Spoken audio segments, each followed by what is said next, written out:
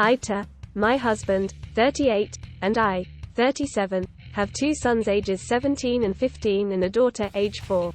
My husband and I both grew up in a small town and we were both very poor. His parents are both heavy alcoholics and were abusive. My parents just worked all day, so I never really saw them. I pretty much raised myself, and I raised most of my siblings as well. So as parents, we wanted our children to have better. We gave them the best lives we could afford. They have the dirt bikes and four-wheelers, they have games consoles. They pretty much have everything they wanted. We may not be able to get it for them immediately, but we've always gotten them something if they really wanted it. We go on vacations. Usually it's more of camping or something like that, but the kids usually enjoy being in nature doing something. We've spent most of their lives making sure they have good memories of growing up. I tried my best to raise them well and be a better mom than what I had. My 17-year-old was caught breaking into someone's shed to steal something with his friends. He has also picked up a serious caffeine addiction, and I believe he is smoking. I've caught him in several lies to the point I don't trust him to actually be doing what he says he is doing. I'm terrified he will get someone pregnant, end up in prison, or on drugs or dead. I don't want him to ruin his life before it even starts. I don't know these new kids he is hanging around, but all of this has started in the past 2 months. He has also tried to fight his dad. I think the arrest kind of sobered him up some. This is the first time he's ever been in legitimate trouble.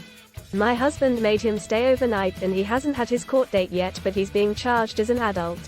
Since his arrest he has been acting better and has apologized several times and seems to understand how much he's fucked up.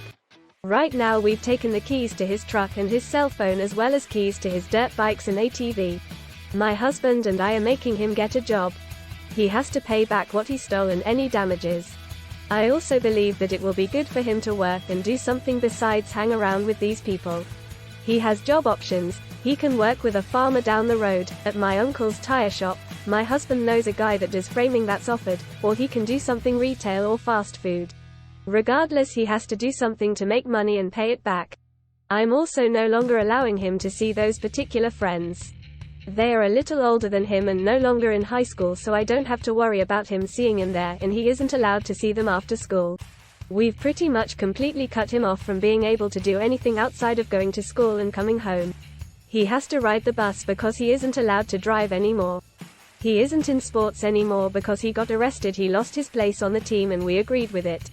My dad thinks I'm being too harsh and boys will be boys, because he's never done anything like this before, but I feel like if I don't immediately do something to get him out of this type of behavior, it will spiral and get much worse. My kids have always been good kids and I've always been proud of them, so I DK where we went wrong, but obviously we did somewhere. At the moment my son absolutely hates me and is furious that I've grounded him so harshly. I don't know if I'm being in a hole. I don't know if I'm doing anything right or not. I feel like I did something wrong and all of this is my fault and I'm trying to fix it. Maybe I spoiled him too much. Maybe I didn't pay enough attention to him and caught this too late. I just don't know. He seems genuinely ashamed of what he did, however he could have ended up getting shot and dying. I want to believe he will not do anything like this again, but I didn't believe he'd do anything like this in the first place, so I DK. Am I being too harsh? Edit: having a caffeine addiction isn't a huge deal, but apparently he's been buying energy drinks by the case and hiding them. Once I took his keys he ran out and then ate espresso powder out of the refrigerator to get a caffeine fix. Probably not the biggest red flag, but WTF.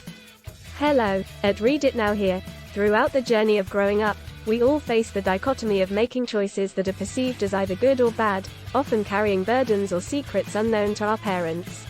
It's a complex tapestry of decisions uniquely our own, influenced by a multitude of factors, visible and hidden. Your method, which appears to be quite stringent, suggests a moment for reflection on the possibility of finding a middle ground, a space where leniency is interwoven with necessary limitations. The process of maturing is fundamentally about learning how to navigate and adapt to the social environment that envelops us. However, it's important to recognize that imposing overly severe punishments can potentially backfire, affecting not only the immediate dynamics within the household but also his transition to independence. Parenting, inherently, is a realm filled with nuances and variances. There isn't a universal blueprint or guidebook that perfectly outlines the right or wrong way to raise a child. This reality complicates the process of evaluating one's actions as being too harsh or entirely justified. The spectrum of parenting styles is broad, with certain approaches resonating effectively with some, while others may not yield the desired outcomes. The ambiguity and diversity in parenting philosophies underscore the difficulty in providing a definitive answer to whether your actions deem you as being in the wrong in this scenario. Given the multifaceted nature of parenting and the unique challenges it presents, my hesitation to cast judgment stems from an understanding that there are always multiple perspectives to consider, each offering its own set of insights and lessons. In light of this, engaging in a broader dialogue with a community, such as my followers, could be invaluable. Sharing experiences, strategies, and reflections on similar situations can illuminate alternative paths and strategies. This collective wisdom might not only offer you a spectrum of viewpoints, but also provide comfort in knowing that the challenges you face are not traversed in isolation. Such exchanges have the potential to broaden our understanding of effective parenting tactics, empathetic communication, and the delicate balance between discipline and support. They serve as a reminder that, in the vast expanse of parenting, learning from each other's journeys can be a powerful tool in refining our approaches and ultimately fostering environments where our children can learn, grow, and flourish. So, as you who are watching, what advice could you give her? Post in comment or just in the commentary field.